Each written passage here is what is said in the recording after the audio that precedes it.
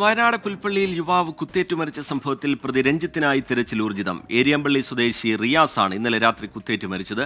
സുർജിത്ത് അയ്യപ്പത്ത് ചേരുന്നുണ്ട് വിവരങ്ങളുമായി വയനാട്ടിൽ നിന്ന്. സുർജിത്ത്, പോലീസ് അന്വേഷണം എങ്ങനെ? പുതിയ വിവരങ്ങൾ എന്താണ് സുർജിത്ത്? ഇന്നലെ രാത്രിയിൽ ഒരു യുവാവ് കുത്തേറ്റ് മരിക്കുന്ന സ്ഥിതിയിലേക്ക് കാര്യങ്ങൾ മാറിയത്. ഈ കൊന്നത് പുൽപ്പള്ളി സ്വദേശി രഞ്ജിത്ത് എന്നുള്ളതാണ് പോലീസ് നൽകുന്ന വിവരം. ഇദ്ദേഹത്തിന്റെ ഒരു ബന്ധു കൂടിയുണ്ട്. ഇവർക്കായുള്ള തിരച്ചിൽ പോലീസ് ഊർജിതമാക്കിയിട്ടുണ്ട്. എരിയമ്പള്ളി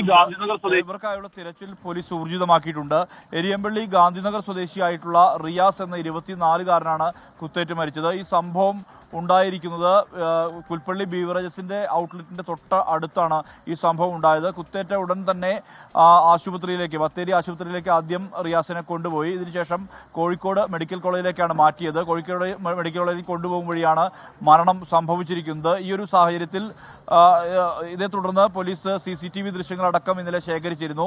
ഈ ദൃശ്യങ്ങൾ ശേഖരിച്ചതിന്റെ അടിസ്ഥാനത്തിൽ ആണ് പ്രതി ആര് എന്നുള്ളത് തിരിച്ചറിഞ്ഞത്. രഞ്ജിത്താണ് പ്രതി എന്നുള്ള കാര്യത്തിൽ പോലീസിന് സ്ഥിരീകരണമുണ്ട്.